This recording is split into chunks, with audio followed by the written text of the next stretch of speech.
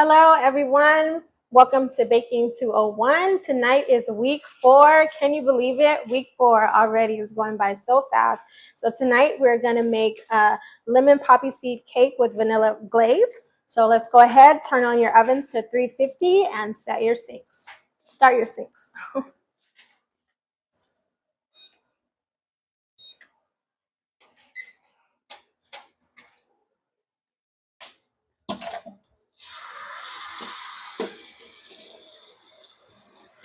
I've already got a little bit of debris in here.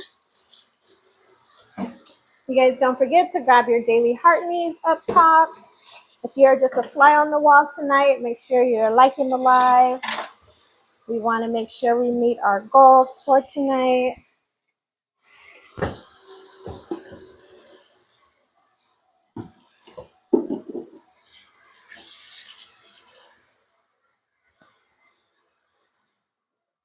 Okay, I've got my sink started.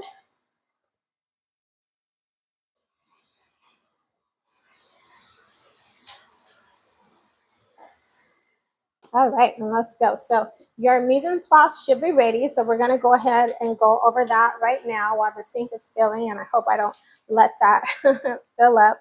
All right, so I'm going to hold mine up. Actually, this is kind of heavy today, so I'm just going to adjust the camera for this one. See if we can see that. Don't want to make a mess by picking up this tray. So we'll start with this one first. All right, so we've got our all-purpose flour. We have our granulated sugar, our softened butter, and remember softened butter means room temperature. We have our sour cream, our buttermilk, our fresh lemon juice, poppy seeds, and on tray number 2, we've got 4 eggs. So if you can see that, our lemon zest. Let me stop my sink. Vanilla, my baking powder, baking soda, and kosher salt.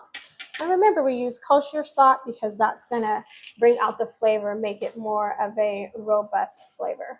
Okay, so now that we've got all of that into play, we are going to start rocking and rolling. And I just realized that I didn't bring out my clear bowls, so we're going to go with silver tonight.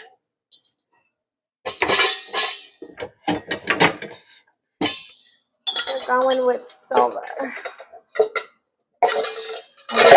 All of them. Okay. All right, so we've got our oven on to 350. We're going to first grease our loaf pan, so those will be ready when we're done with our batter to go ahead and pour into the pan. So if you have oil and flour, hey Jaquel, if you have oil and flour, that's what you can grease your pan with. If you have a cooking spray, give it a really good coat with your cooking spray. But whenever you have to use a loaf pan or a bundt pan, ones that aren't like a perfect circle, I suggest you use the oil with flour seasoning method, because then it'll be easier to pull it out at that point.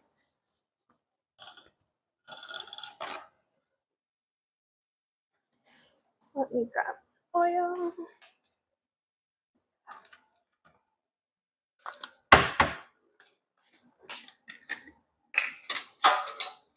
Okay. Let's put a little bit in there. And then we'll just season them all around. Hi, Debbie. Jinx, thanks for joining. Happy Tuesday. The days just fly by. Can you guys believe it's almost July? At least that's how I feel. It's like when the first week of the month is gone, I'm already like, okay, on to the next.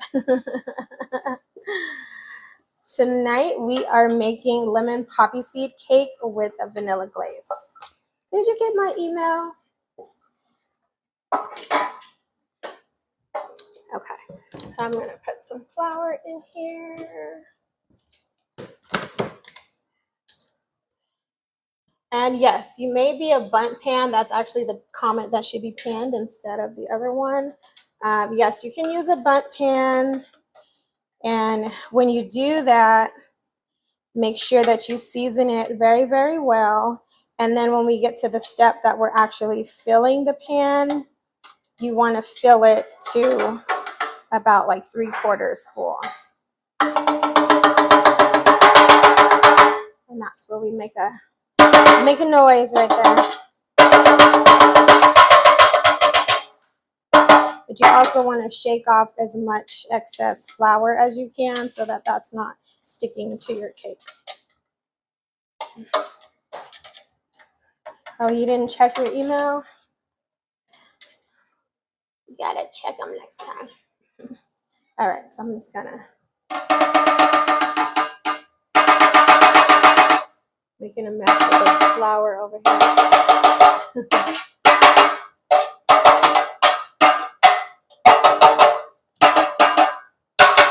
It's like little boys with the drums. Okay. All right, so we've got our pan seasoned. So in our medium bowl, we are going to whisk together our flour, poppy seeds, lemon zest, baking powder, baking soda, and salt. Okay, in your medium bowl. And this is a large bowl, but we're rolling with it. All right, so our flour. Got our flour there. Our poppy seeds, and these are beautiful, beautiful, beautiful poppy seeds. And again, I always start this step and then forget to put the sifter on. So if you want to put your sifter on this step, you can. Your poppy seeds might not fall through and you'll dump them over. Otherwise, you'll use your whisk for this. Okay, our lemon zest. And I got a little something in there. Nice fresh lemon zest. Okay, our baking powder, baking soda,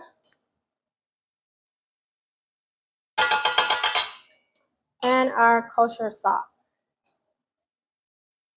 All right, so we've got all that in there. Just go ahead and whisk that up really well, okay? And when done properly, it should just look like a happy bowl of little poppy seeds incorporated into your flour mixture, okay? And I can already smell the poppy. It smells wonderful. Oh, thank you for the roses. Hi, Anna. All right, so we've got that whisked up. We're going to put that to the side and go on to the next steps. All right, so in your mixer, you are going to cream your butter and sugar.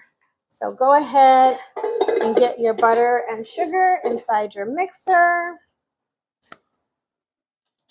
Just move it here. I've got all my butter here.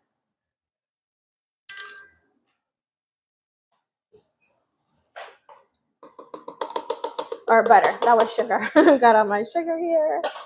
Okay, and then my butter.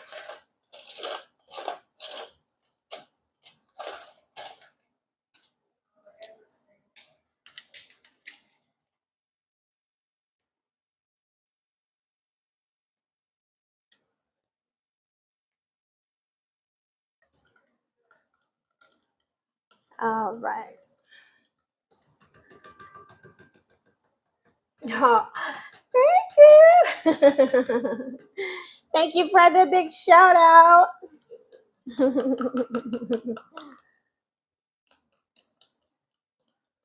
Remember, if you're a fly on the wall tonight, to like the live. All right.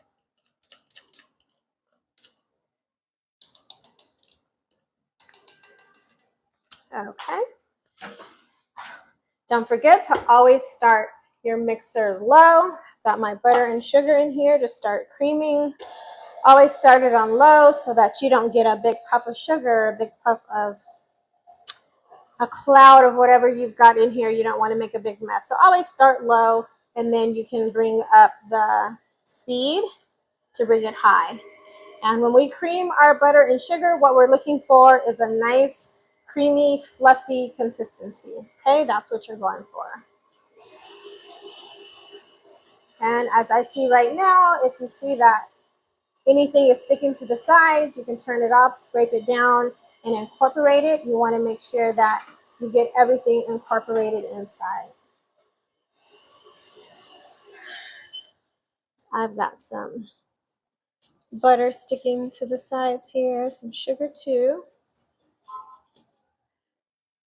So we are going to go ahead and do that. Okay.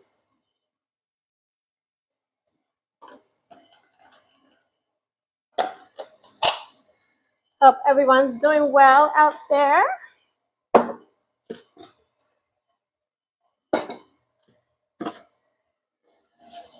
Okay. Going to increase my speed. Again, you're looking for it to be nice, creamy, and fluffy. And this is going to determine the consistency of your crumb. Okay, so you want it to be really nice and fluffy.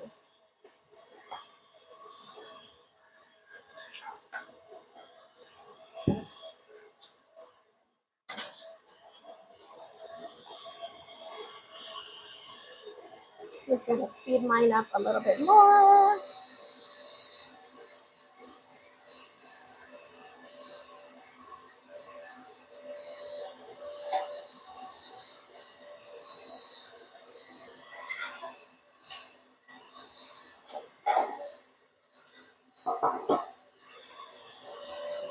Okay, so now that that looks nice and creamy, so now we are going to add our egg, and you're going to do that one egg at a time. That way you make sure that you're incorporating each egg evenly and you're breaking the yolks inside of your mixture. Because sometimes when you just do them all together, you don't achieve that. So you're going to do one at a time.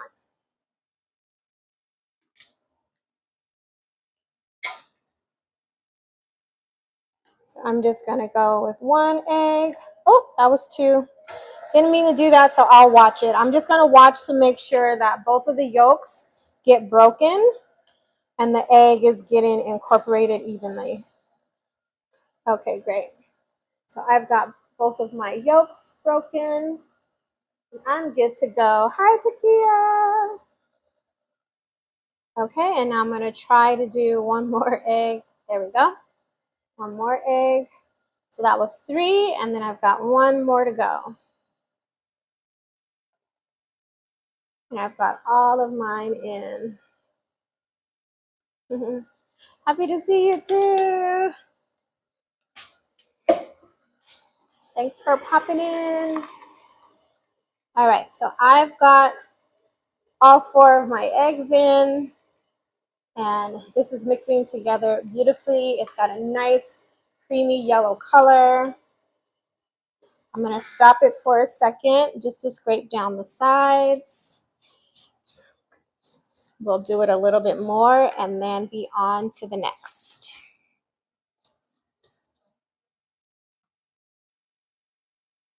Okay. And again, we still want it to be like creamy and fluffy. Hi, Danielle.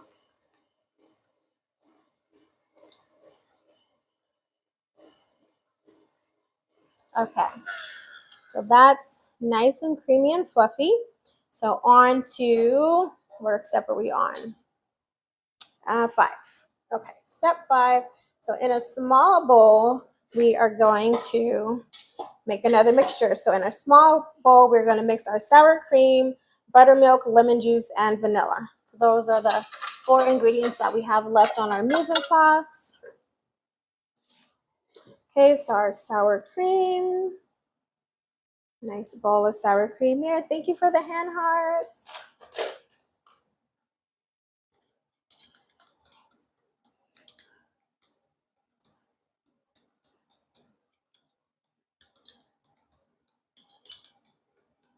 All right, so there's our sour cream.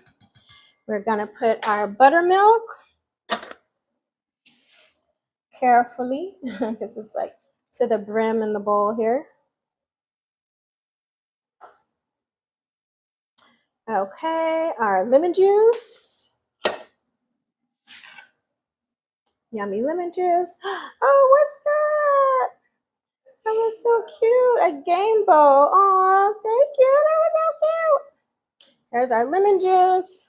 And then last but not least, our vanilla. Okay. And then we're gonna mix that together. I'm just using my tasting spoon. I'll be watching. Uh-oh, Yana leveled up.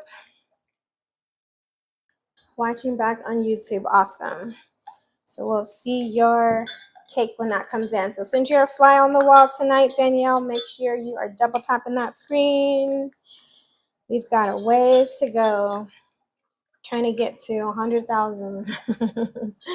100,000 likes. Okay, so we're mixing up our sour cream, vanilla, buttermilk, and lemon juice. And you should have a nice, smooth consistency here. No lumps. So I'm just smoothing that out. So it should look like that, nice and creamy. Nice and creamy, no lumps. Okay. Should smell nice and tart, like tart and lemony. Okay.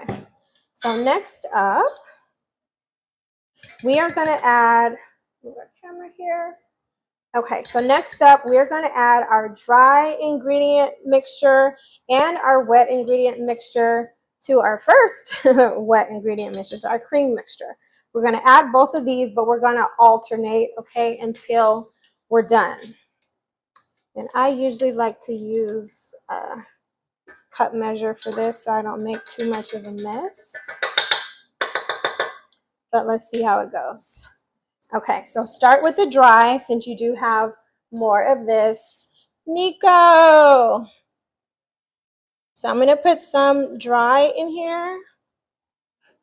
And then I'm gonna mix that up and probably put a little bit more.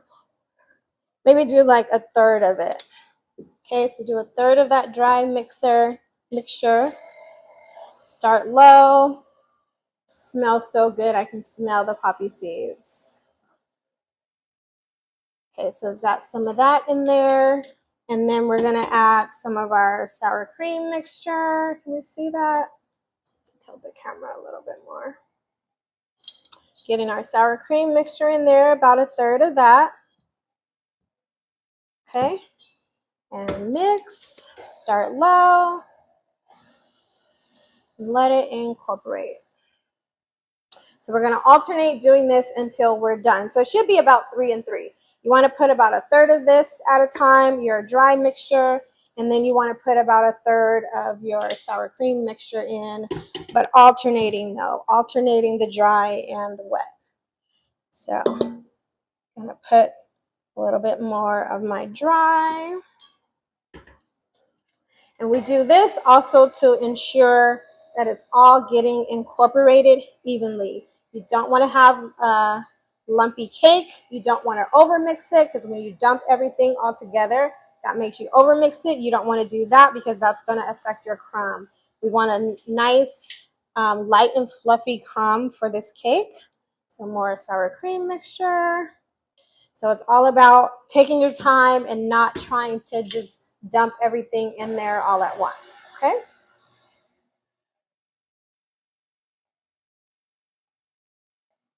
Now this smells yummy, yummy, yummy.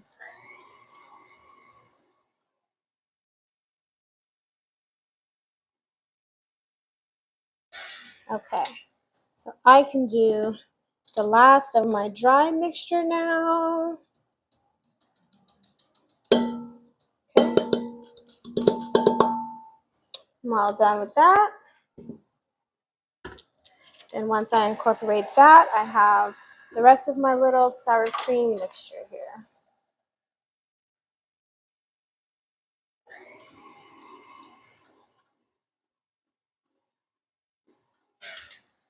Okay, I'm gonna put that in here as well. Smells nice and lemony. And then I'm just using my silicone spatula to scrape down the sides. Waste not, want not, right? So we want to get all of it in here. So just scrape down the sides, get it all in.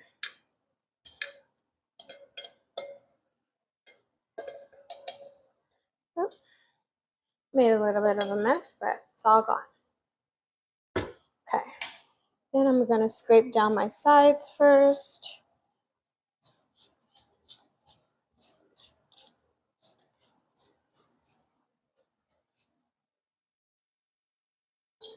Okay. All right.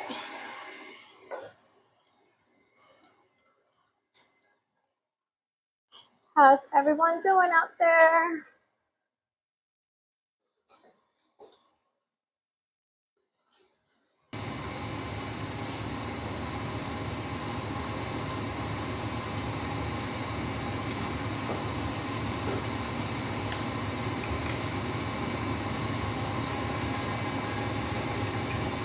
Okay, so my mixture looks really good. It looks nice and incorporated. So I'm just going to give it a little bit more of a spin, and then we're ready to fill our pans.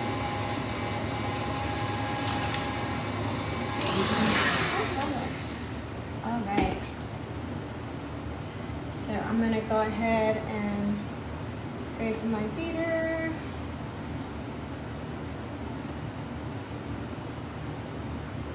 And that looks yummy, yummy, yummy. I'll take that off.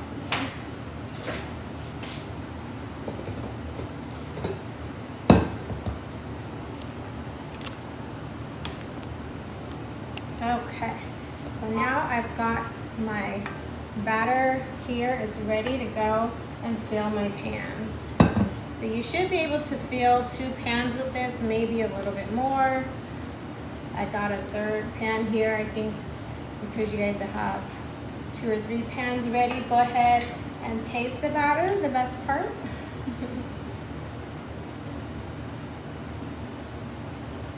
I think last week I was tasting a lot. That is so good. Can you guys taste it? That's good. Okay, so now we're ready to fill our pans. And again, you want to fill your pan about 3/4 of the way to the top, okay? Not all the way to the top. And when you use a loaf pan, it gives it a really good dome. And so same thing, I think earlier someone asked about a bundt pan, so you want to do the same thing. You want to fill it about 3/4 of the way. Hi, Shin. And see, that's perfect. That's perfect for like 2 portions of this.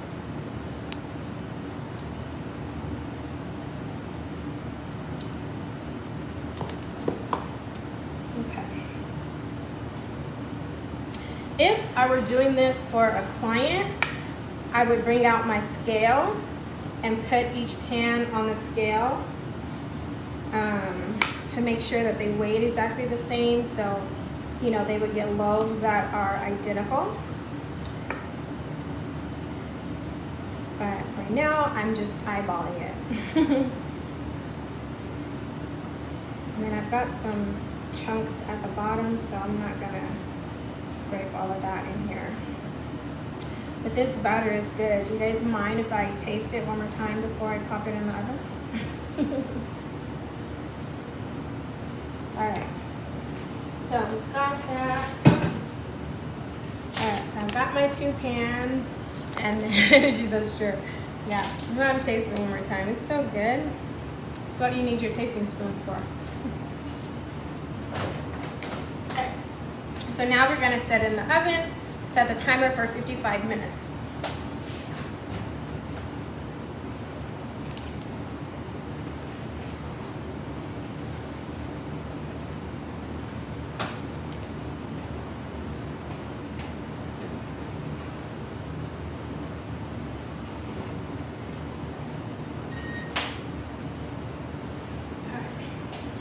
We're in the oven, so we're setting our timer for 55 minutes. You want to taste it? So good. Okay, 55, we're good to go. All right, so remember when your recipe calls for the bake time, you usually get a range. This one was 55 to 60, and we always want to start on the lower end of the range. That way we can pull it out, check it, and if it needs to bake a little bit longer, we have the ability to do that. If you start on the higher amount and end up burning it, guess what? You're gonna have to scrap it and start all over. So you can always add in your bakes. You can't, thanks for the shout out. You can always add in your bakes, you can't take away. Okay, so when you have that range on your recipe cards, always start on the lower end. Purple hearts in the chat if your bake is in the oven. Let's see who's coming right along with me. And then, as usual, I'm gonna make my tea.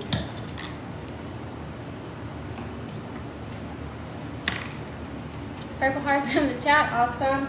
Stop signs in the chat if you're not there yet.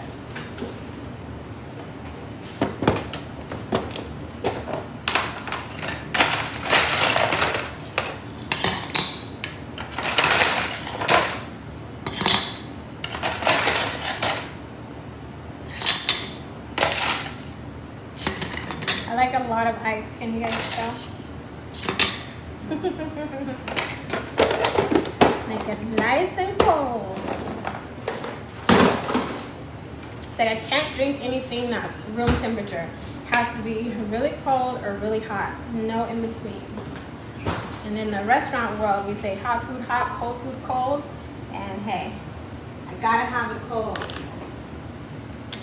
I have my tea. Oh, she fancy. You know, just a little bit, just a little bit. I gotta have my tea. All right. Okay, so I'm not seeing anything in the chat. Let me see who's in here.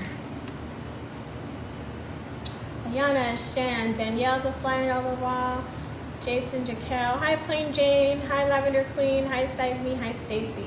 Okay, so not my regular students. Okay, so I'm a Lone Ranger here. That's all right. So make sure that you're liking the live. Let's see where we are, 17,000. So we've got an hour left and we want to get to 100,000. So make sure you guys are double tapping the screen. Make sure you grab your daily heart me. That's by clicking that orange heart up there. And you get points for me and for you by doing that. Yes, very bougie.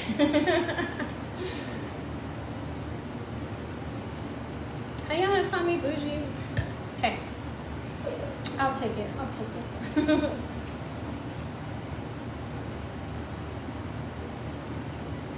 Okay, so next up on our recipe card, we are going to be making the vanilla glaze. I'm just gonna wait a little bit on that since, you know, got a little more time. I'm just gonna wait a little bit on that. Does anyone have any questions? Nails are cute. Oh, thank you. I'm trying to give it a try.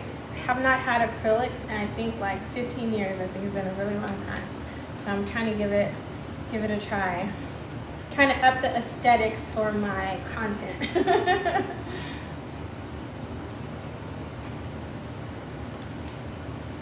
Thank you, Jan. Okay. And as usual, building a lot of dishes here. I don't really like to actually wash the dishes when I'm on here, because then my back is sweet.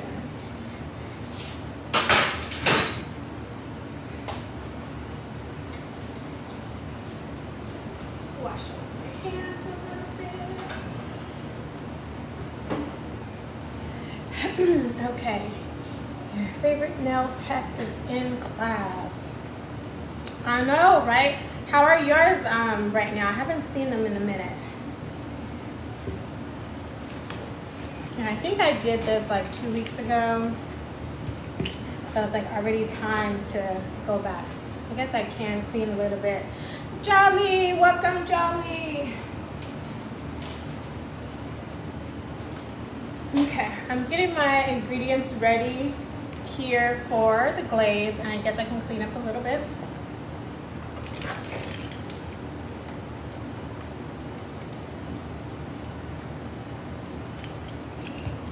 Where is your business based? My business is based out of California. So we service LA County and Orange County. But we also have, we have a website, of course. We have an Etsy shop. It's Mercy's Cakes and Cups .com, Etsy or /Etsy.com, something like that. I can't remember at the top of my head right now. Maybe one of my students can grab that for me. But I have an Etsy shop, and so on the Etsy shop, you can order our cupcake jars, you can order cookies, you can order brownies, you can order our sprinkle mixes, and I'm going to be adding some recipe cards to that too. But all of those things you can order if you live in the United States, and we ship out to you. We don't do international shipping. If you are interested in custom cake, cupcakes, things of that nature, you would have to be in LA County or Orange County, because those things we only send out locally. What is that? I meant her nail business? Her nail tech? Oh, where's Jaquel's? Oh, well, hey, now you know where mine is at.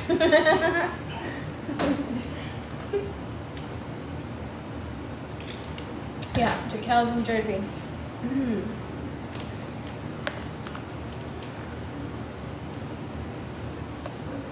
Okay, so let's get started on this vanilla glaze.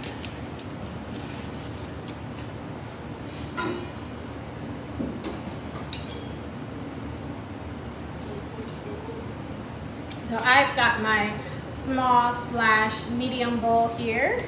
And making a glaze is super, super simple. So as you can see, or I'll bring that down a little bit. So as you can see with my mise en place, 3 ingredients, very simple. So we've got our powdered sugar, we have our heavy cream, and we have our vanilla. 3 simple ingredients, but this is one of those things that will elevate your bake. Okay, so this is another intermediate technique that you can take with you moving forward. Typically, we put our glazes on, you know, our like lemon poppy seed, like we're doing today, or just a regular lemon cake that's not having poppy seeds. Cinnamon rolls usually have a really good vanilla glaze, and bundt cakes are really signature for having some sort of glaze as well. And you know, bundt cakes are typically more dense in structure, and that also helps the glaze to stand firm on top of it and not medium bowls out and not seep through. Okay, and you also can, you know, do a little bit of flavoring to it as well. So I opted out of that for your lesson on this one, but in this particular bake, if you wanted to turn your vanilla glaze into a lemon glaze, then you can add a little bit of the fresh lemon juice to your recipe, and easy peasy, you've got a lemon glaze. So there are a couple of ways that you can do that. And this is nice and simple, but again, will elevate your bake. So in my medium bowl, I'm gonna go ahead and I'm gonna work backwards. I'm gonna go ahead and put my vanilla.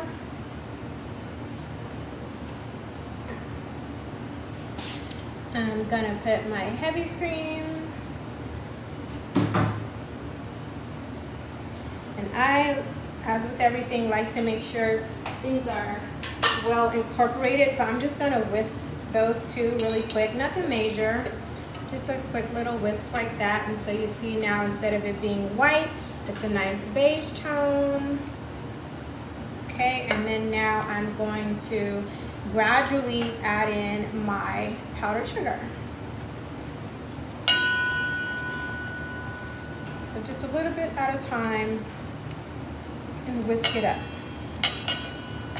You can see as the sugar is going in, it is getting more thick in consistency.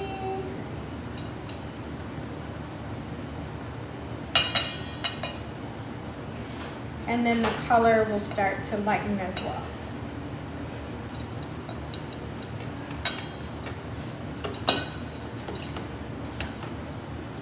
You see our beautiful beige is now kind of turning into an eggshell. Give it a good whisk. Okay, and don't forget, if you're a fly in the wall, double tap the screen. We want to get to 100,000 likes.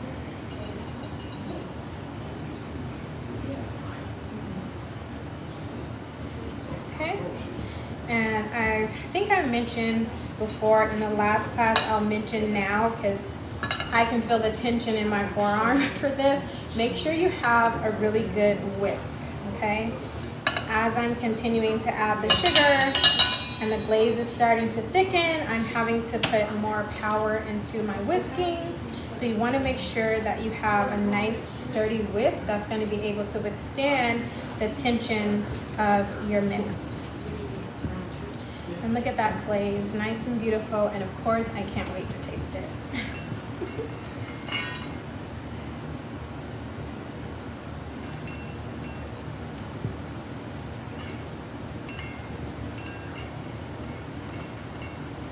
Okay, and look how simple that was.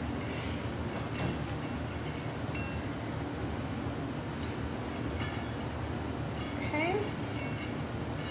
And then when it comes to, prep and service, I always suggest you do things right before, service. So like the day of, so you don't have things sitting around. I give you guys directives on your recipe card. Your glaze, you can store it for a day, airtight, or you can store it in the fridge for up to a week. But you always want to get into the habit of doing things, right before you're going to serve them. You want them to be fresh. And then depending upon whatever you're serving, you can decide, what comes first, second, and so on and so forth. So there we go. So there's a glaze, nice and easy. Here's an intermediate technique for you to elevate your bake. And of course, we're going to taste it.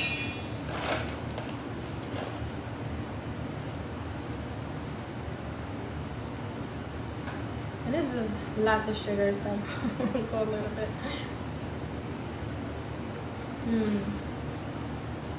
Very sweet. This is gonna be so good. Okay. So look at that. Just 3 simple recipes and you're good to go.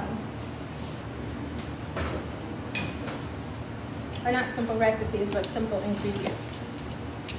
Okay, so powdered sugar, heavy cream, and vanilla. Give it a whisk and you've got vanilla glaze. And again, if you wanted to flavor this with the lemon, since we're doing a lemon cake, you could put a little bit of lemon juice in here and that will give it the lemon flavor.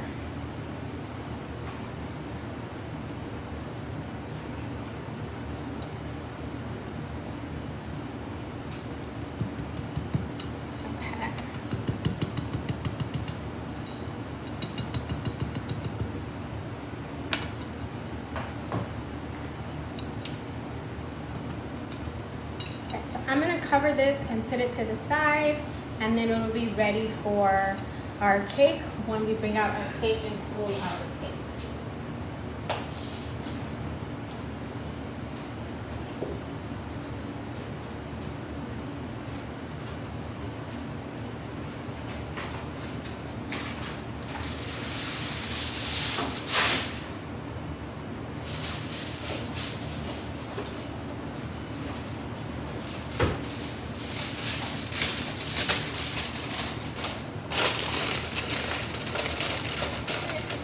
we'll seal this nice and tight and set it to the side.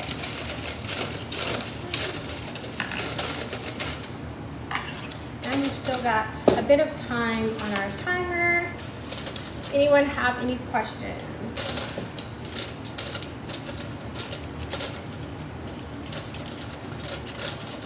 While I'm waiting for your questions, I'm gonna grab my notepad.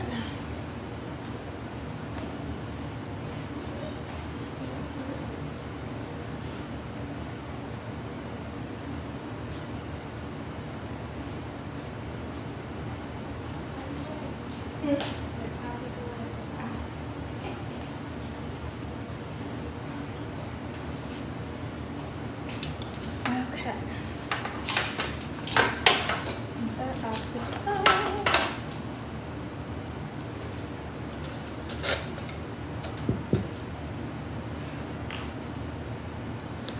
Okay, how do we know if we over mixed our batter? Okay, great question. So there's a couple of ways that you can know when you over mix your batter. One thing, it will be by the way that it looks. So when you over mix it, the consistency is going to change, and depending upon how much fat content you have in your batter or how much oil you have in your batter, it may start to separate, or kind of will look like it's curdling. So that'll be a clue to let you know that you're over mixing. And just kind of a tip is, you know, when you're adding your ingredients to your wet mixture, in totality, you know, you're doing that just like a couple minutes at a time. So you should never have an extended period of time where it's just like mixing and running and you're not doing anything with it. Okay, the other way that you will know is when you bring your cake out. So when you bring your cake out and you look at the crumb, when it's over mixed, it's gonna be, it's not gonna be soft, it's gonna be like, what's the opposite of soft? It's gonna like fall. I feel like you can describe that. But yeah, crumbly, it's gonna be like crumbly. So when it's nice, healthy, creamy, and not over mixed, you get a nice fluff. You can take the batter and pinch it in between your fingers and it'll be nice and soft. Or if you like push the top of your cake, it'll bounce back at you. When it's overdone, it'll stay stiff when you push into it, and then when you try and break it apart, it'll just pretty much like fall apart, and then you'll see that it's like dry. So that's how you'll know if you've overmixed it. So that's why, you know, in the beginning stages, you want to be really careful. Again, you know, first line of defense is to have your mise en place ready.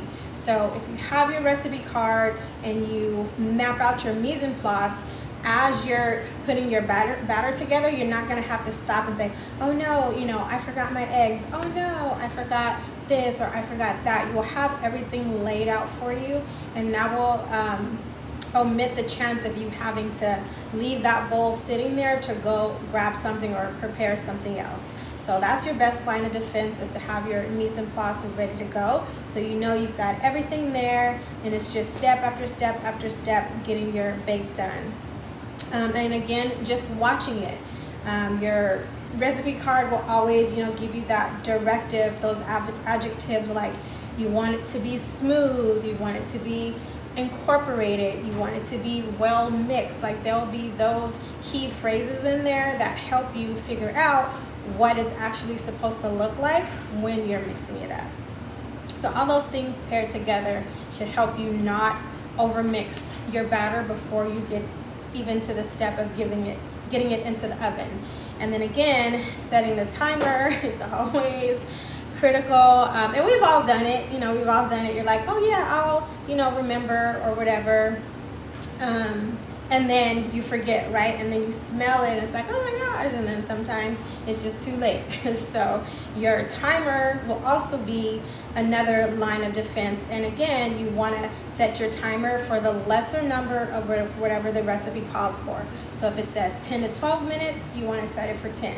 If it says 55 to 60 minutes, you want to set it for 55. That way you can always bake a little bit longer and bring it out to check it. But if you bake it too long, you can't undo that. So there are all those little tweaks, you know, that will help you be successful along the way. You're welcome. Does anyone have another question?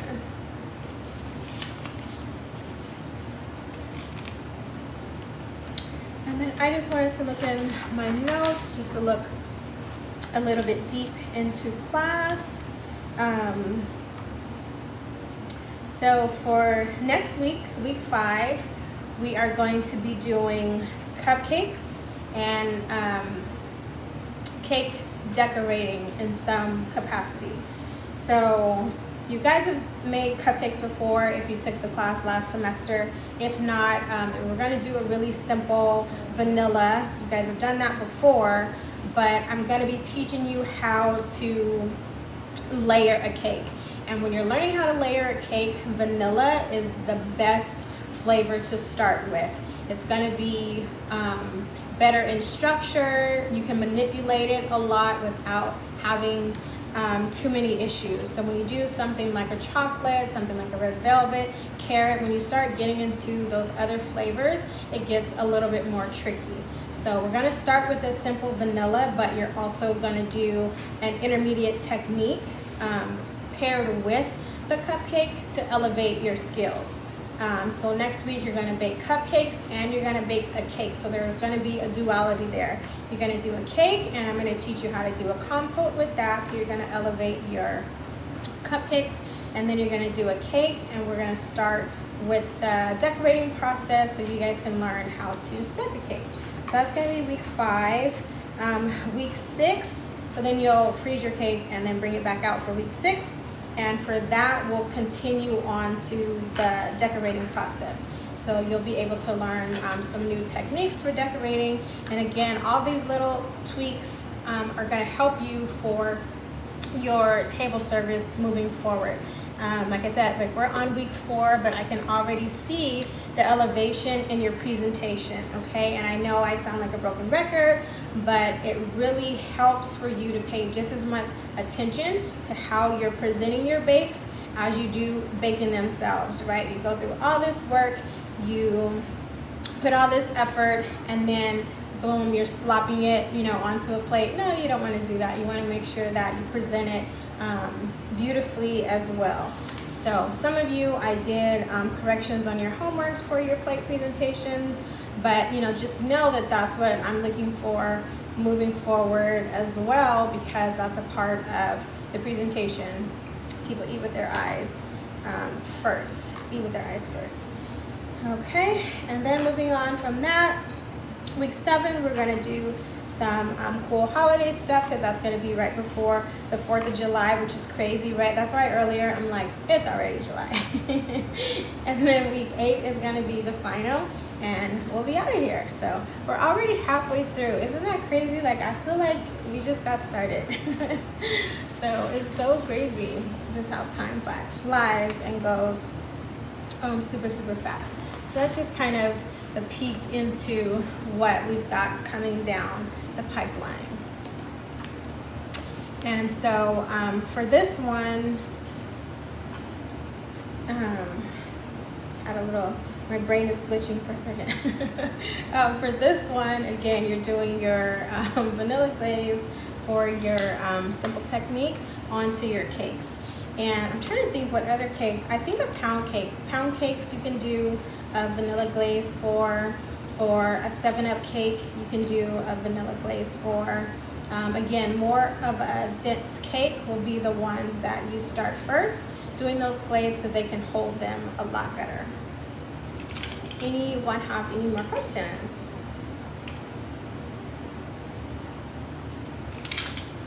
Let's see, still got 30 minutes on the timer, so we've got some time. We've got our glaze done, our bakes in the oven. Let's see who's in here right now. Thank you for liking the live, Danielle. All right, got Ayana, Danielle, Jolly. How's it going for you tonight, Jolly? Jaquel and Tiffany. Hi, Tiffany. Welcome to Baking 201. Make sure you guys are liking the live. Don't forget to grab your daily heart me. And let's check in with Jolly. Are you baking tonight, Jolly, or are you a fly on the wall?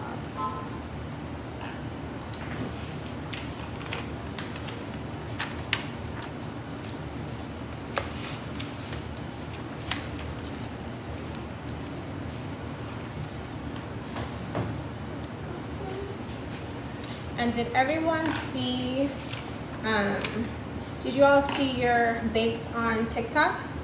So I put up the chocolate mousse and the white chocolate macadamia nut cookies. You guys did really good with those. So again, you know, here's another week that I'm looking forward to see what your bakes look like. You guys are doing a really, really good job. I'm so proud of you. So I went ahead and posted and tagged you all on those. So if you haven't seen that, you can look in your activities here on TikTok for that. I also went ahead and posted them today on YouTube, so you can see them over on that side too.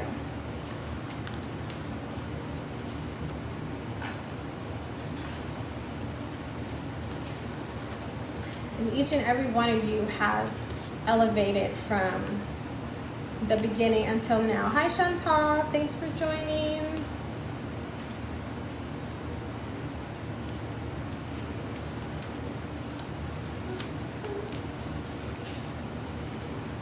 Trying to find our terminology. I just wanted to confirm. I think I went ahead and finished all of those with you.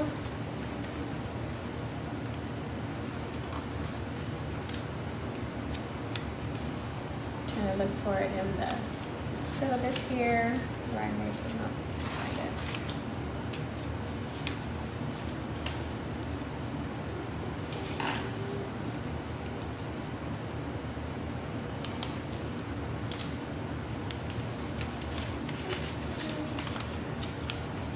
Did Jolly check in and let us know how he was doing? I don't know if I missed that comment.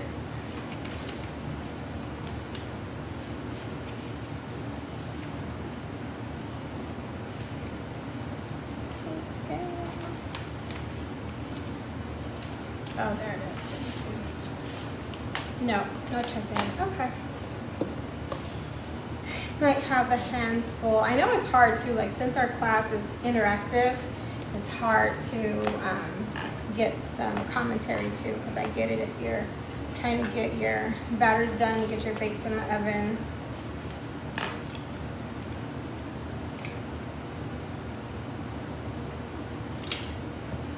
Okay. Yeah, so I'm just going over our terminology sheet, and I did go ahead and cover all of that with you all. So it looks like we are ahead of where we need to be, which is good, which is a good thing.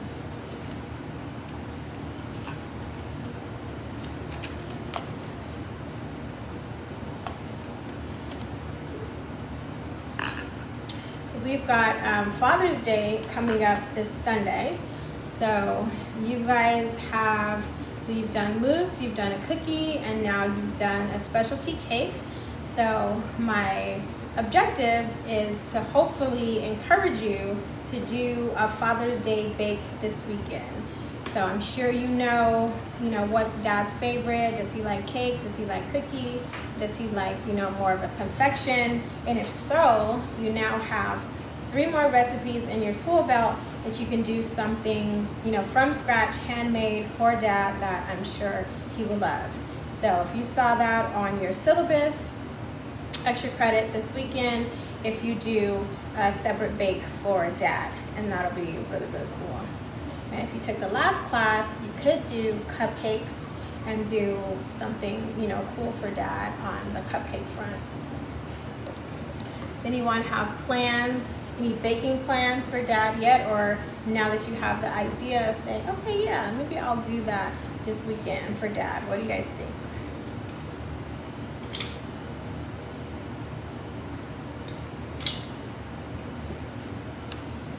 And thank you for liking the live.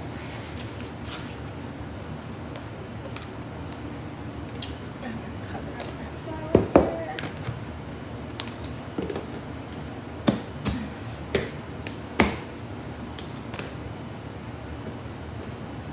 See, you guys got some sugar cookies. You have a nice sugar cookie recipe that you could do. And if you have like cookie cutters, then you can do like some cool shapes for Father's Day. You can maybe go and grab like his initials and you can do some cookies and cut out his initials in the cookies. That would be really cool. The white chocolate macadamia nut cookie that you did, again, is a base for many cookies. So if you want to do that chocolate chip, and if you want to do that and add nuts to it, if you want to do sprinkles, if you want to do cookie crumbs, you've got that base, and there's a lot that you can do with that, and that'll be just a nice token to say I love you from a scratch bake from yourself. No plans to bake, but now that you mention it, I might, right? Yeah, so you've got some time. So it's Tuesday, Father's Day is Sunday, so you've got a few days that you can plan it out. And like with scratch baking, most of the things that you need are already in your kitchen, right? All of the things all of the basics in these recipes that you build off of, you already have. So you've got flour, you've got sugar, baking powder, baking soda, your kosher salt, eggs, butter. Those are all staples. Those are all kitchen staples, right? You use those when you're cooking other things. So maybe, you might want to grab some specialty things like the buttermilk, powdered sugar, heavy cream if you're going to do a glaze. If you're going to do your buttercreams, that might be something you may not, directly have.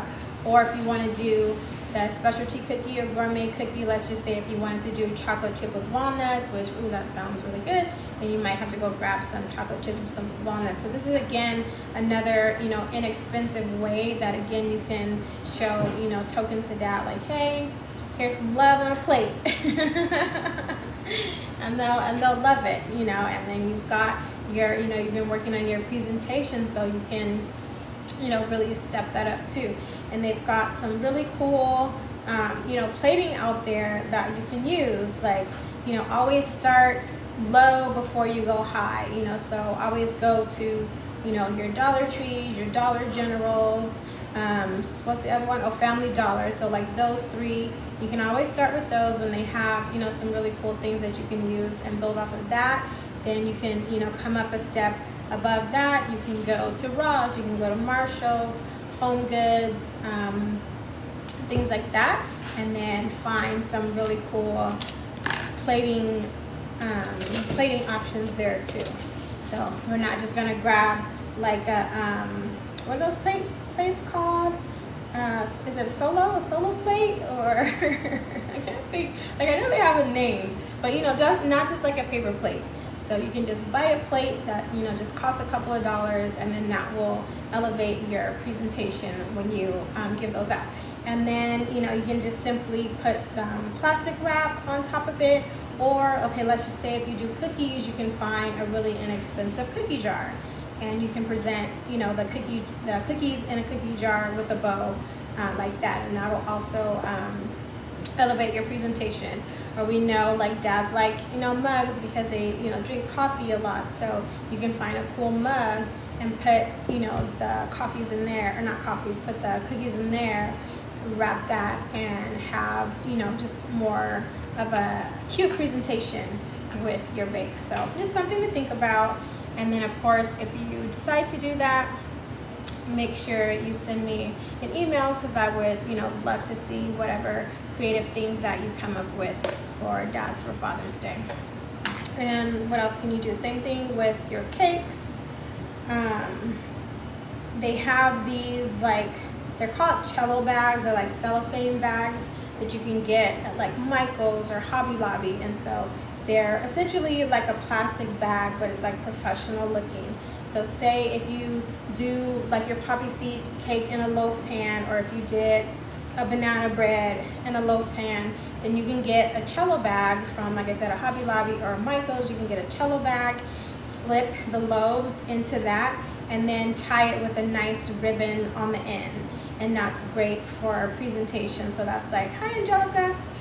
That's like another tip for you guys if you were doing like a loaf. And same thing for a bundt. So say if you did a cake and you did it in a bundt pan, then you would find a really nice round plate and do the same thing. They have large, cello bags that you can fit a plate into, or you can use cellophane to wrap that, and all of those things. You can tie it together with a pretty bow, and it really elevates the presentation. Let's see what else. So that's cookies, cake.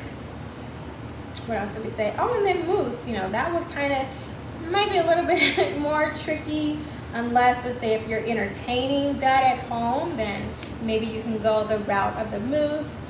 And so you've already got a nice, simple, stable recipe for your mousse, and you can, you know, use your creativity when it comes to your glasses on how you present that. And then, you know, and then if you cook, it doesn't even have to be, you know, baking. So if you decide to cook, then keep, you know, those same principles in mind, that we eat with our eyes first. So whatever it is that you're cooking on the weekend, make sure that everything that you're gonna plate is, you know, giving your best foot forward when it comes to your presentation. So not just your proteins, but your sides as well. All of those things, you want to make sure that you give your, you know, best foot forward with the presentation. And then just little things help, like garnishing. Like when we finish the cake, we'll do a little garnishing on that. But like your proteins, if you use kale, if you use, what do you call it, parsley. Like parsley and kale are like the top two greens that you can do presentations with food. One, because they don't have a big aroma, so you can, you know, spread them on your plates and it's not going to interfere with the aroma of whatever you've plated. And then also there are these really nice deep greens, and it's always a great contrast to whatever you're putting on your plate. And so you can kind of pay attention to that. Like if you watch, you know, food shows, or if you like to look at food magazines, Pinterest, stuff like that, you can really notice a lot of the times they incorporate some green into it, because that green always will, I don't want to say counteract, or complement. The green will always complement what's on the plate. And those two things have a really, really nice green color to complement your plates. Also, color theory. If you look up color theory, the color wheel, there are just pairs of color. Oh, hi Crystal, thank you for grabbing your daily heart me. You can look up color theory, and you'll see the color wheel, and it'll tell you like what colors go with what, and the reaction from, like, you know, like human reaction. So the way that color affects the mind and the way that we see things. So that's another thing that can help you with your presentation as well. So let's just say you were making, I'll just say like a bowl of corn, because I'm just thinking of like color, so yellow. So let's just say if you were like plating a bowl of corn, or corn on the cob, again, you can use a kale, you can use a parsley. Yellow and green, those two colors are going to complement each other, and then will elevate the way that your presentation looks. You really can't go wrong with the green. Yeah, so look into color theory, and that'll help you too when you're designing out your tablescapes when it comes to presentation. So all these little things, you know, go a really, really long way, and you'll see the difference once you start incorporating, you know, all of these things into what you do. Even when it's just like your everyday, you know, sometimes my family like says stuff to me because I might not, you know, just throw food on a plate, you know. So I'm always like, you know, you're putting the protein in one spot, you're putting your veggies in one spot, and you're putting a protein, a veggie, and a starch, right? You're putting a starch in one spot. So everything, you know, everything in its place, because everything has a place. And then, you know, how you're arranging it on the plate, like all of those things like that matter. I remember like when my kids were really little, like right now I'm thinking about fruit and I'm thinking about pancakes, right? So I might get up a little, you know, a little bit more early to do this, but let's just say they were having pancakes, and my kids, you know, really loved Mickey and Minnie. So it's so easy. You're making pancakes for your kids to just do some, you know, circles that are medium size, and then some circles that are small. And then once you flip those pancakes, once you plate it, you can do, you know, like a Mickey or a Minnie. So let's just say, like for my son, if I was doing a Mickey Mouse, I could do the, you know, Mickey head, and then I would take some whipped cream, and fresh whipped cream, of course, and you guys know how to do that now. So I would take a fresh whipped cream and pipe out the face for Mickey on his pancake. Or if I didn't have whipped cream, you can also do it with the butter.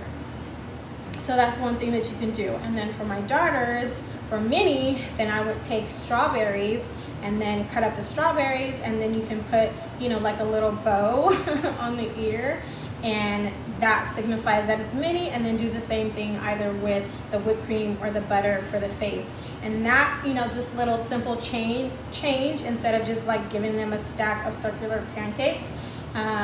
That little change just made it so fun, and then, you know, encouraged them to, you know, eat it. So just, you know, that's just an idea of little things like that. Or like I said, with fruit, you can do so much with fruit. And so I love, like when we celebrate for the holidays, I love doing the fruit. So like watermelon, of course, you know, is one of those easy ones because you can get a really big piece, and then the way that you slice it gives you like a nice flat surface. So watermelons, cantaloupes, honeydews, you know, things that come in a large portion that you can cut up. Those things you can, you know, do a lot of cool things with. So I'll always have whatever the theme is. So if it's, you know, 4th of July, I may have some stars, I may have some flags, I may have some hearts. And, you know, so you just cut up the fruit and then use your cookie cutter to stamp it out. And then you're going to arrange it nice on the plate, right? So instead of just cutting up all your fruit in cubes and putting it into a bowl, you're really taking, you know, the time to elevate your presentation.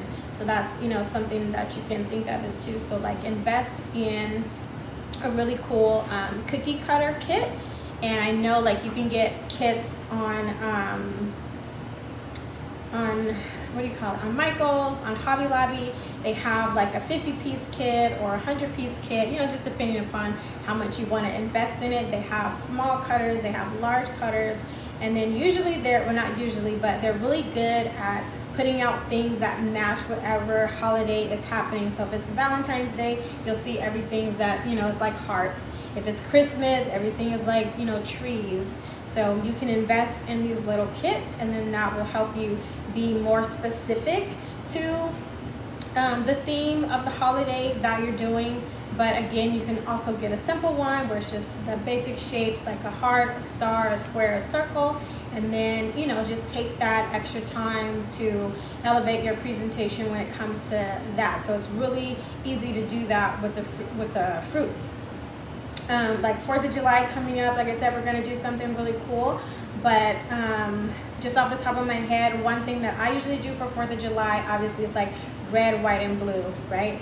And so if you are celebrating 4th of July, red, white, and blue. So when you go into the market, what things, you know, can you purchase that are red? So that's going to be your strawberries, of course. That's going to be your raspberries. That's going to be your radishes, you know, so whatever's like in the red family. And then the whites. So Jaquel says not really. Yeah, I mean, some do, some don't. I know like times are kind of changing with that. But yeah, so if it's going to be white, then you can use your, my go-to is always like jicama. I don't know why, because it's crunchy, it's sweet, and it's white. Or coconut, or, you know, sometimes pineapple can kind of, you know, stand in for the white on your presentation. And then again, you can cut those up and then do really cool things with your cookie cutters. And then of course for the blue, you know, the typical thing would be to use blueberries, boysenberries, and those, you know, have those rich colors, and you can just do really cool things that are like red, white, and blue. So just some ideas to throw out there if you are, you know, hosting this weekend for Father's Day, and again, you know, just looking deep ahead. If you're going to be doing that for 4th of July, if you're going to be celebrating for Juneteenth, I believe this month is like in the middle of the week, so I'm not sure if everyone, you know, if you may be having guests over, but if you do, then obviously for, you know, Juneteenth, same thing. So you can, you know, get some hearts in there, get some squares in there. We can kind of do, you can cut out flags with, you know, red, green, black. Well, black is kind of tricky. So if I was to like incorporate black You can probably do, so you can do two things. Like if you're doing a cupcake in buttercream, you can do black, but then you gotta say, hey everybody, your mouth is gonna turn blue with the black buttercream. So you kind of wanna build that with your plating. So have like black plates, black napkins, black forks, black spoons, stuff like that. So black is kind of like tricky. So you can use that in your plateware. And then you wanna incorporate green, you wanna incorporate red. And again, you know, those are really easy when it comes to food, but you can also do that with the plateware too. So just, you know, get creative, like put the love into it. Again, not just, you know, throwing things on the plate for our family and saying like, here you go. Really, you know, just take the time to give them a really cool presentation. Oh, 51K. Well, my little things aren't here. Let me see. I don't have my little thing to clap for some reason. I don't know how to bring that up. But yes, 51K. I don't know why it's not there. Let's see. What happens when I push this? Okay, nothing. My little clapper is gone. Let me not go too crazy in there and then push something and cut us out or something. The cake smells amazing, right? It smells so good. I cannot wait. Thank you for the roses, Danielle. I can't wait. So I have a little over 8 minutes left on my timer. It smells so good in here. And you guys see like me like tasting stuff. I try to fight that. Well, for one, when you do your bakes, you have to taste it. So that's why you just get a tasting spoon, but in moderation. That's something that I learned over the years. And I think I shared that story before, like in the beginning when I started baking and I started my company. I was like eating a lot of batter because I was also trying to figure out the components, you know, how much to use of this, how much to use of that. But then when I would actually bake it, if I'm baking a cupcake, I'm eating the whole cupcake, right? If I'm baking a cake, I'm having more than one slice of cake, right? So I had to learn discipline and moderation really quickly, having this profession. But it's hard, especially like, you know, when stuff is smelling so good and you're like, I'm ready. So yeah, smell-o-vision, if you had it, you'd be all smiles right now. Because yeah, I'm definitely waiting for this. We just have a few minutes left. Hopefully you've been able to take this time to clean your kitchens. Like I said, I just do that at the end, so I don't have my back to you guys. But you should be good to go and have your glazes ready as well.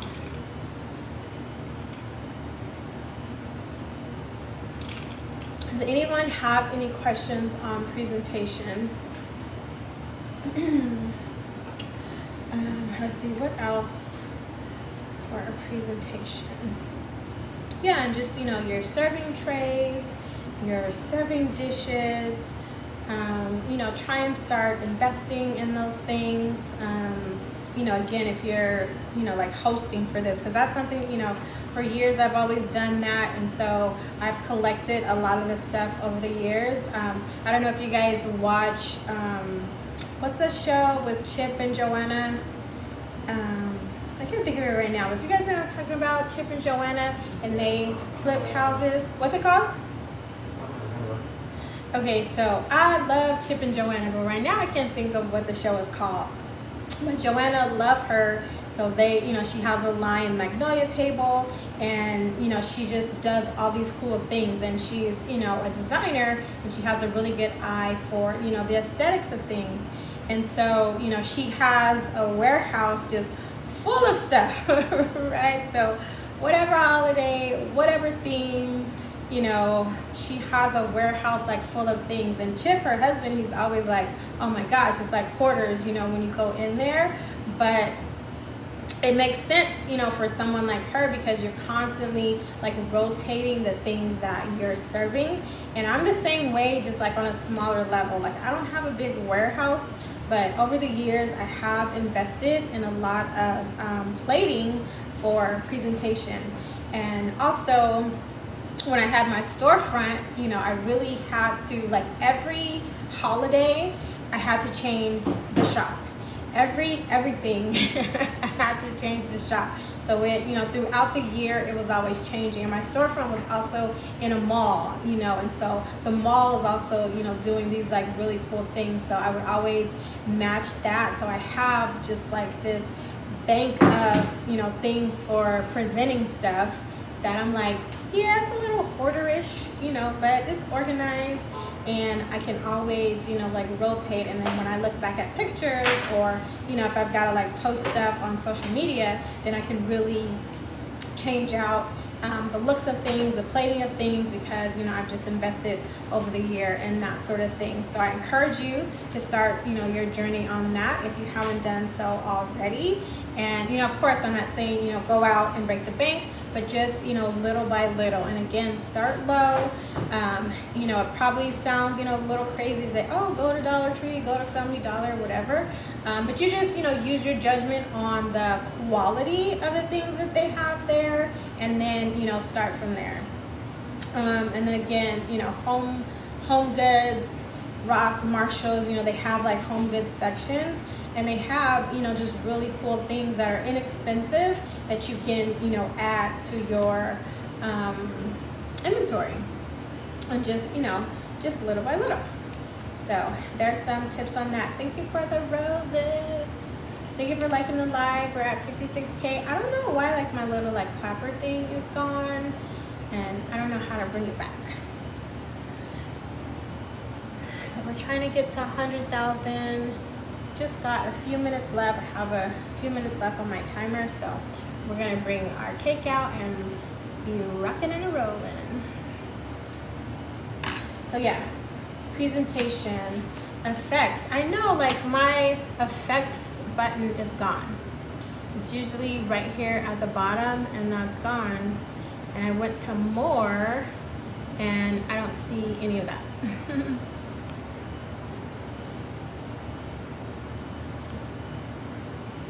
Yeah, I don't see it. I see shop, subscribe, share, enhance, post, guest. Don't see the effects. Let's see what happens when I click on it.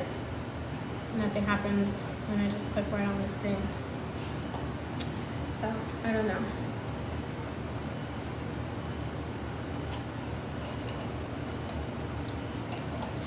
Thank you for liking the live. Thank you for all the gifts. Again, don't forget to grab your daily heart meat on that orange heart if you haven't done so already. I can't wait for this cake. 2-minute warning, 2-minute warning. Is anybody watching the playoffs? What do we have in the playoffs? We have OKC and Indiana, I think, for the West NBA Finals. I'm a Laker fan, and my team's out, so I haven't been paying too much attention, but I do still try to, you know, pay a little bit of attention because I am an ex-cheerleader, so I just love sports. My mom was a cheerleader, my dad was quarterback, so we are like a sports family. Oh, the Knicks lost. Oh no, New York. So yeah, so I love sports. So I do, you know, I'm still trying to like peek in here and there, but once my team is out, I'm like, wah, wah. On to the next season. Pacers, are you a Pacers fan?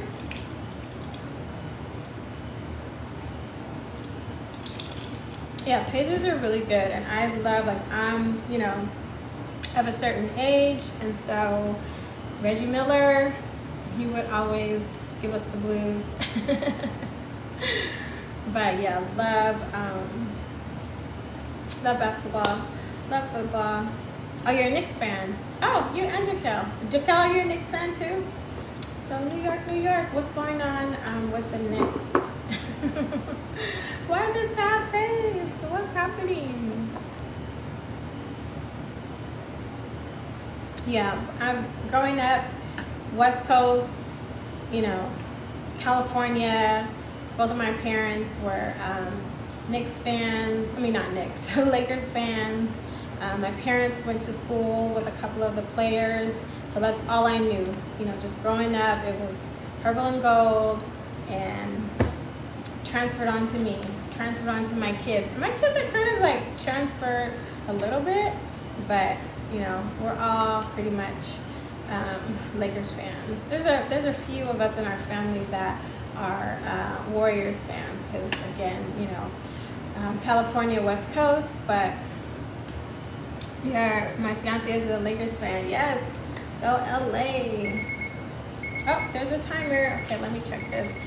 Nets really, but they didn't make it either. I know our teams are out. Okay, so let me turn this off. I'm gonna grab my toothpicks. I'm gonna check my cake. Or cakes, as I got 2 of them in there.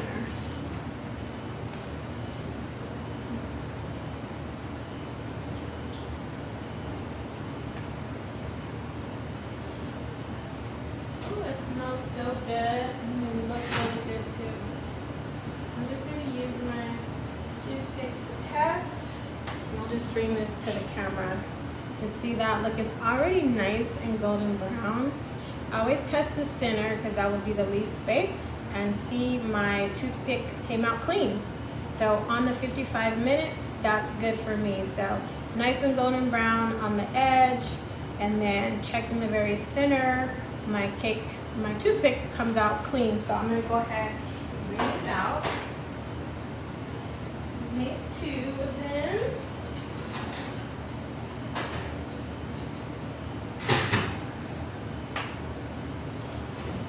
Smells so good. And then I'm gonna go ahead and turn off my oven. Okay, oven's off, cakes are out. Just move this stuff a little bit. So we do want them to cool about 10 minutes in the pan before we take them out. But I'm probably going to go ahead and jump ahead of that due to time. Okay, so I'm going to bring my cakes here. They smell amazing. Can the cake be frozen to enjoy later? Absolutely.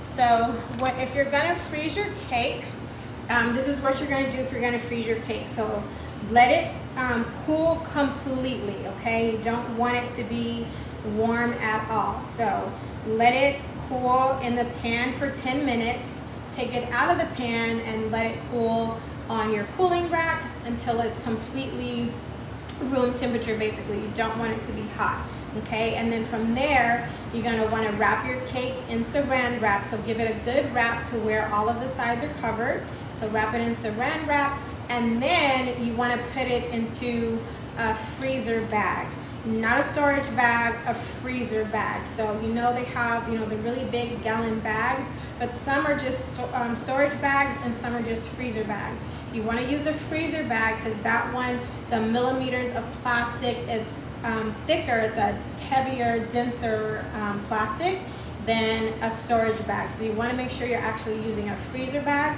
because that's gonna help your cake hold and not get a freezer burn, okay? So, and then you can put it in the freezer, and you can store it in the freezer for up to a few months, actually.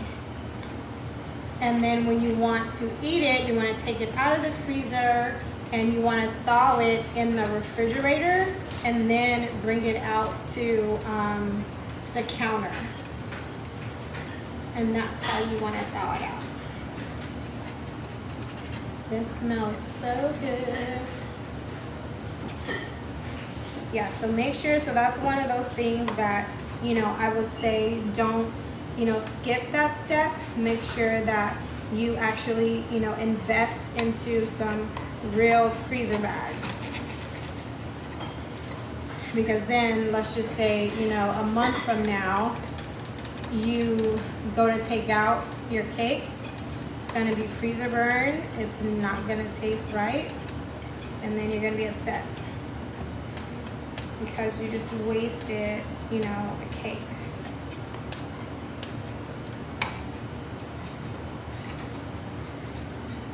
So again, you're gonna wanna let these sit and cool for 10 minutes. But I am just gonna go ahead and try and shimmy one of these out of here just for demonstration purposes. And it smells so good.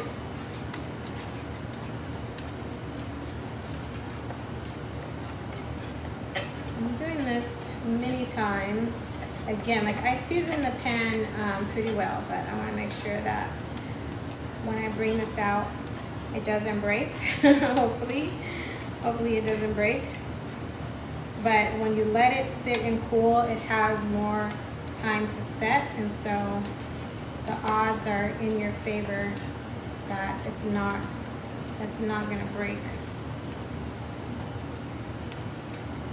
So, oh yeah, I've got that pretty loose. Okay, so I'm gonna take that out.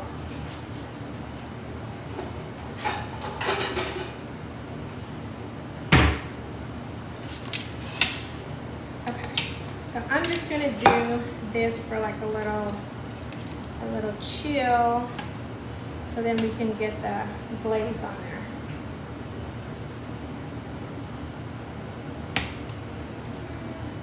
Seems like I've got one side that's still sticking a little bit.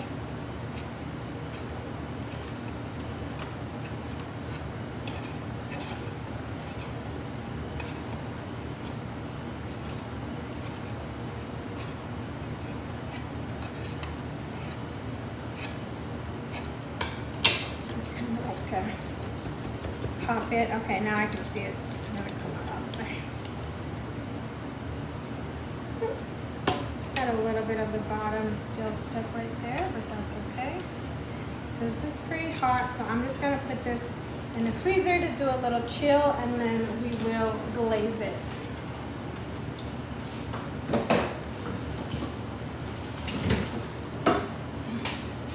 It smells so good.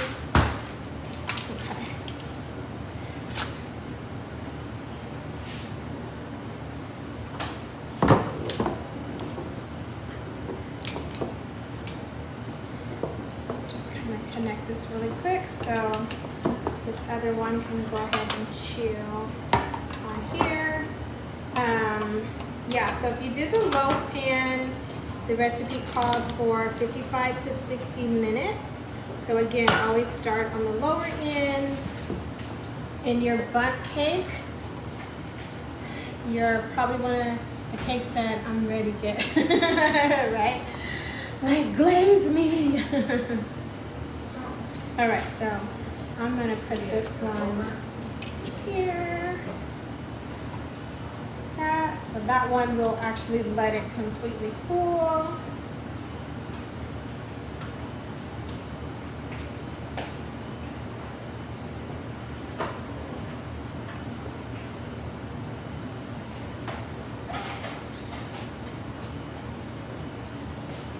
All right, so yeah, so if you did, so your loaf pan, 55 to 60 minutes.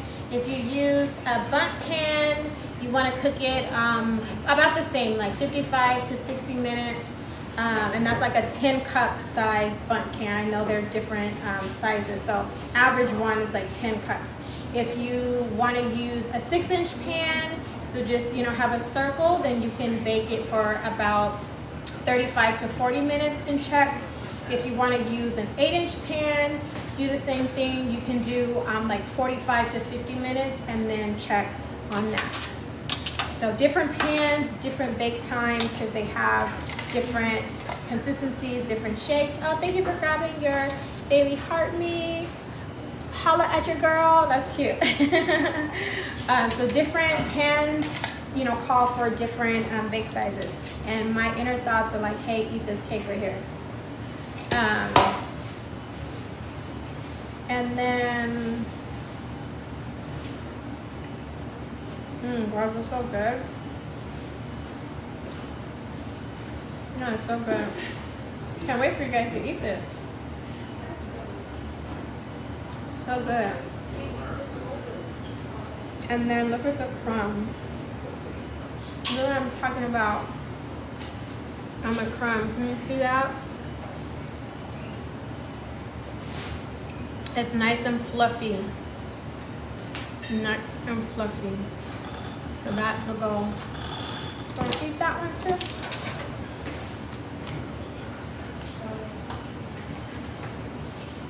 Oh, my bladder is gone.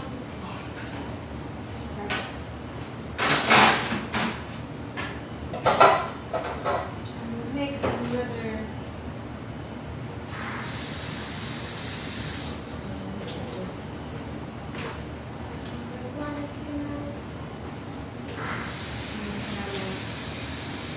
Okay, any more questions before we wrap this out? Do it, it's good, right? Yes.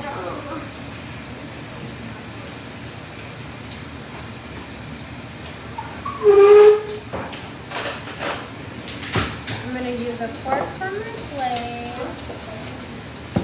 We are going to glaze our plate. Now there's a couple of things you can do to spread your glaze. I just got mine, just in a regular mixing bowl like this. You can also use your liquid measuring cup, and that's why I put that on your recipe card. So, these things, you can use a liquid measuring cup.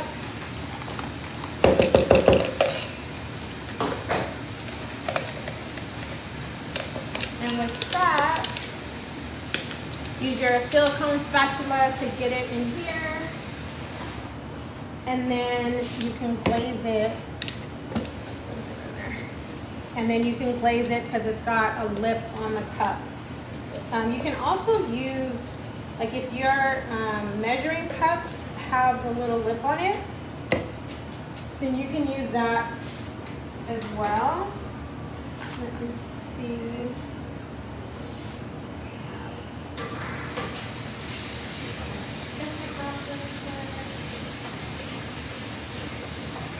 This is why I'm cleaning as we go.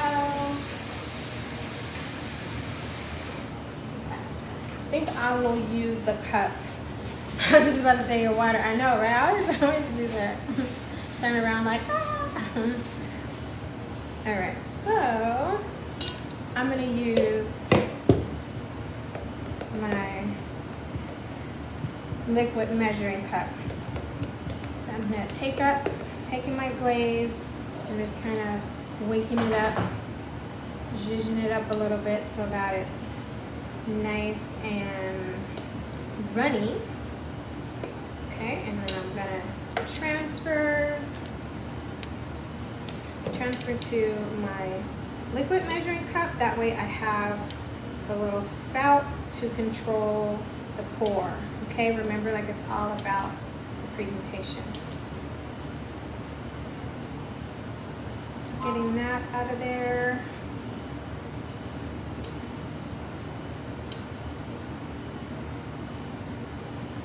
Okay, pretty good.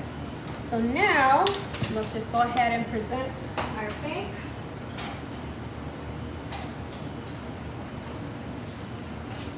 All right, so I've got a nice little tray here.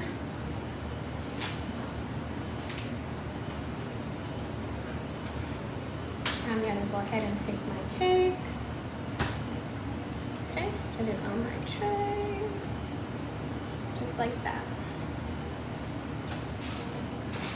Sometimes it's like the comments are in the way, so I can't really see if you can see. Okay, so I've got my nice lovely tray on here, and so now I'm just gonna take my glaze and go ahead and glaze my cake. Just waking this up again so I can try and get a nice little pour on here. It's a little thick. Can you see that? Yeah.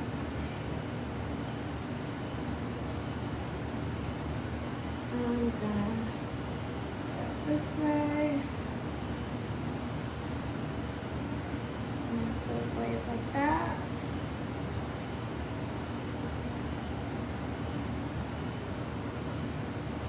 And then see, it's gonna start to spread.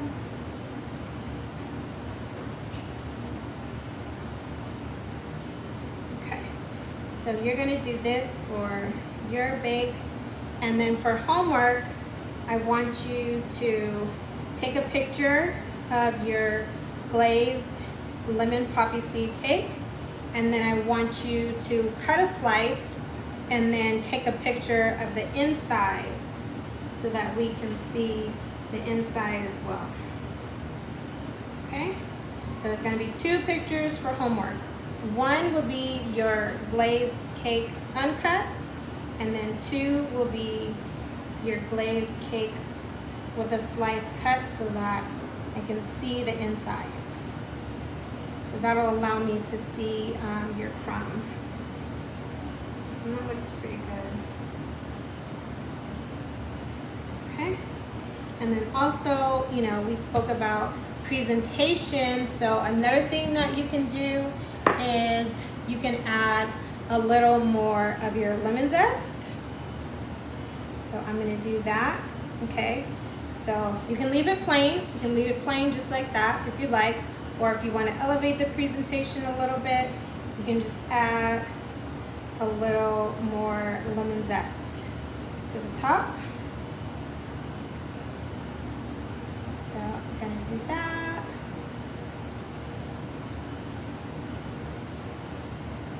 Okay, and then in that same fashion, I'm going to also do the same thing with my poppy seeds. Okay, or you could do either or. If you want to do just poppy seeds and not the zest, you can do that. Use your creativity. But for homework, and I'm just going to do it down the center. For homework, I want to see your full cake and then cut out a slice. Okay? And there we have it, our lemon poppy seed cake. Oh my goodness, look at that. That looks good enough to eat. Beautiful. All right.